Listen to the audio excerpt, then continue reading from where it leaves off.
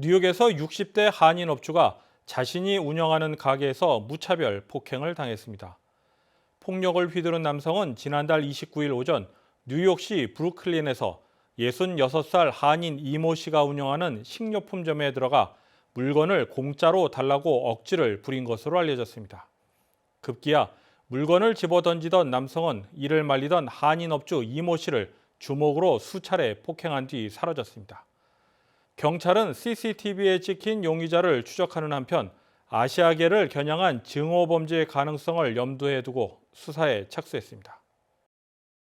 증오 범죄 중단 촉구를 요구하는 아시안 정의 집회가 지난달 30일 팬 아시안 커뮤니티 센터를 비롯해 6개 도시에서 동시에 개최됐습니다.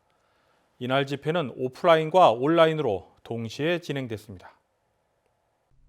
이날 행사 진행을 맡은 반이윤 조지아 아시안 변호사협회 이사는 행사 배경에 대해 지난해 아시안 증오범죄 희생자들을 추모하고 아시아인들의 목소리를 내기 위해 마련했다고 밝혔습니다. 이날 행사는 샌프란시스코와 시카고, 뉴욕과 로스앤젤레스, 그리고 필라델피아 등에서도 동시에 열렸습니다.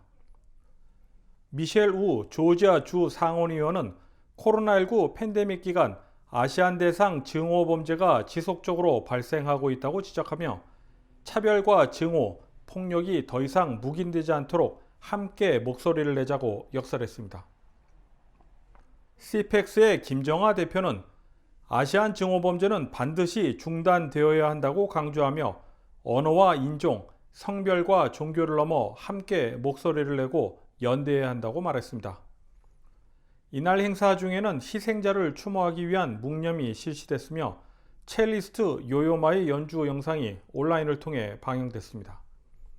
이날 행사에는 메트로 애틀랜타 지역에서 활동하고 있는 아시아계 리더들이 참석해 증오 범죄 중단을 촉구하는 발언을 이어갔습니다. 한편 주최 측은 오는 3월 3.16 애틀랜타 스파 총격 사건 발생 1주기를 맞아 주의회 의사당 옆 리버티 플라자에서 아시안을 향한 증오 범죄와 인종차별에 항의하는 집회를 계획 중이라고 밝혔습니다. KTN 뉴스 스티븐입니다. 제약회사 화이자가 연방식품의약국 FDA에 코로나19 백신 긴급 사용 대상을 5세 미만 아동으로 확대하는 것을 승인 요청했습니다. 지난 주말 미국 내 어린이와 청소년 약 110만 명이 신규 확진됐는데 이렇듯 어린이 감염자가 폭증하자 연방정부는 이달 말부터 5세 이하 어린이에 대한 백신 접종을 시작하기로 결정했습니다. 보도에 김상은 기자입니다. 화이자와 바이오엔테크가 연방식품의약국 FDA에 백신 접종 대상자를 확대해 줄 것을 요청했습니다. 두 회사는 지난 1일 성명을 통해 긴급 사용 승인에 필요한 데이터를 FDA에 제출했습니다. 승인을 받게 된다면 연방질병통제예방센터 CDC의 승인을 거쳐 이달 말부터 6개월 이상부터 5세까지 유아들도 백신 접종이 가능해집니다. 다른 연령과 마찬가지로 2차례 백신이 제공될 것으로 보입니다. 현재까지 미국은 5세 이상만 백신 접종이 가능합니다. 전파력이 강한 오미크론이 연령과 관계없이 급속도로 퍼지면서 백신 접종 대상자도 넓어지는 것으로 보입니다. 지난 한 주 동안 보고된 어린이와 청소년 확진자는 110만 명이 넘습니다. 전체 확진자의 22% 이상입니다. 특히 지난해 12월 이후 5세에서 17세 연령대에서 10만 명당 1명꼴로 입원 환자가 발생한 데 비해 5세 이하 어린이는 4명 이상이 입원한 것으로 파악됐습니다. 화이자의 엘버트 블라 최고 경영자는 성명에서 코로나19로 인한 5세 미만 어린이들의 입원이 급증하는 가운데 부모들에게 자녀를 지키는 데 도움이 될 선택지를 제공하는 것이 중요하다고 말했습니다. 하지만 화이자가 지난해 12월 2세에서 5세를 대상으로 2회 접종 임상시험을 진행해왔지만 예상했던 면역력이 나타나지 않아 임상시험을 연장한 바 있습니다. 최종 임상시험 결과에 따라 3회 접종까지 이루어질 가능성이 제기되고 있습니다. KTN 뉴스 김상은입니다. 조 바이든 대통령이 러시아의 우크라이나 침공 가능성에 대비해 미군 병력의 동유럽 추가 배치를 공식 승인했습니다. 존 커비 국방부 대변인은 2일 브리핑에서 미군 병력이 동유럽의 나토 회원국인 루마니아와 폴란드에 추가 배치된다고 공식 발표했습니다. 커비 대변인은 노스캐롤라이나주의 육군 기지 포트 브래그의 2,000명이 수일 내 폴란드와 독일로 향할 것이라며 이 중 대부분이 폴란드에 배치된다고 설명했습니다. 앞서 미국은 러시아의 우크라이나 침공 가능성에 대비해 8,500명의 미군 병력의 파병 대기 명령을 내렸다고 밝힌 바 있습니다. 일본 정부가 일제강점기 조선인 징용 현장인 사도광산을 유네스코의 세계문화유산으로 공식 추천하는 것을 놓고 일본 신문이 한국과 대화를 서둘러야 한다고 주문했습니다. 아사히 신문은 2일 사도광산 유적 겸허히 전하는 좋아야말로라는 제목의 사설에서 이런 주장을 내놓았습니다. 신문은 어떤 세계유산도 복잡한 역사와 얽혀 있어 평가에는 빛과 그림자가 있다며 네거티브적인 측면과 관련한 지적을 겸허히 마주해 유네스코 가맹 각국과 유산의 가치를 다면적으로 서로 인정하는 조화의 자세를 일본은 명심해야 한다고 조언했습니다.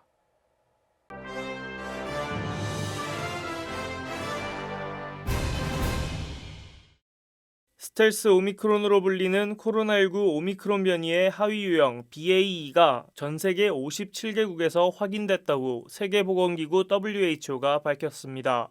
WHO는 일부 국가에선 수집된 오미크론 변이의 절반 이상이 BA.2로 판명됐다고 덧붙였습니다. 오미크론 변이의 하위 변종 중 BA.2는 기존 유전자 증폭 검사에서 다른 변이와 잘 구별되지 않는 특징 때문에 스텔스 오미크론이라는 별명이 붙었습니다. WHO는 오미크론 변이의 하위 변종 간의 차이에 대해선 아직 알려진 것이 많지 않다면서 전염성, 면역 회피 능력, 독성 등에 대한 연구가 필요하다고 강조했습니다. 오미크론 변이 확산에도 불구하고 유럽의 일부 국가들이 다시 위드 코로나에 나서고 있습니다. 노르웨이는 대부분의 방역 조치를 완화했으며 입국 여행객에게 요구해온 코로나19 검사 의무도 해제했습니다. 유럽 곳곳에서 백신 패스, 음성 확인증을 요구하지 않기 시작했으며 대중교통이나 상점 등 실내 마스크 착용도 자유로워졌습니다. 다만 세계보건기구 WHO는 코로나19에 대한 승리 선언은 아직 시기상조라며 우려하고 있습니다. 거브레여수스 WHO 사무총장은 바이러스 변이는 계속된 위험을 초래한다며 전염을 막기 위한 노력을 멈춰서는 안 된다고 말했습니다. 현대자동차 미국 판매법인 HMA는 1월 미국 시장 판매량이 47,872대로 작년 동월과 비교해 10% 증가하며 역대 최다를 기록했다고 1일 밝혔습니다. 차종별로는 베뉴가 지난해 동월 대비 70%의 판매량 증가율을 보였으며 투싼의 경우도 64% 증가율을 나타냈습니다. 랜디 파커 수석부사장은 코로나19 사태와 반도체 칩 부족에도 현대차 라인업에 대한 소비자들의 높은 관심 덕분에 1월 판매 신기록을 세웠다고 말했습니다. 다음은 코로나19 소식입니다. 오늘의 코로나19 현황을 김상은 기자가 종합했습니다. 2월 2일 오후 2시 50분 기준 미국 내 코로나19 누적 확진 환자는 7,659만 5,990명, 누적 사망자는 91만 4,580명입니다. 어제 하루 동안 신규 확진 환자는 24만 9,687명 늘었고 신규 사망자는 2,622명 증가했습니다.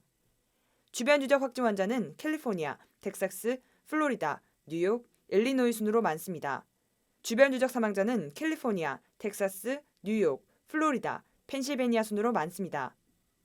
다음은 조지아주 코로나19 현황입니다. 오후 2시 50분 집계에 따르면 조지아주의 누적 확진 환자는 185만 4,905명, 누적 사망자는 2만 7,750명으로 집계됐습니다. 신규 확진 환자는 5,536명 증가했고 신규 사망자는 95명 늘었습니다. 다음은 카운티별 집계입니다. 풀턴 카운티 누적 확진 환자 17만 6,970명, 누적 사망자는 1,810명입니다. 어제 하루 동안 신규 확진 환자는 352명 늘었고 신규 사망자는 6명 늘었습니다. 귀네 카운티 누적 확진 환자 16만 8,237명, 누적 사망자는 1,564명입니다. 신규 확진 환자는 497명 늘었고 신규 사망자는 2명 증가했습니다. 이상 오늘의 코로나19 현황이었습니다. 이상으로 KTN 뉴스를 모두 마칩니다. 시청해주신 여러분 고맙습니다.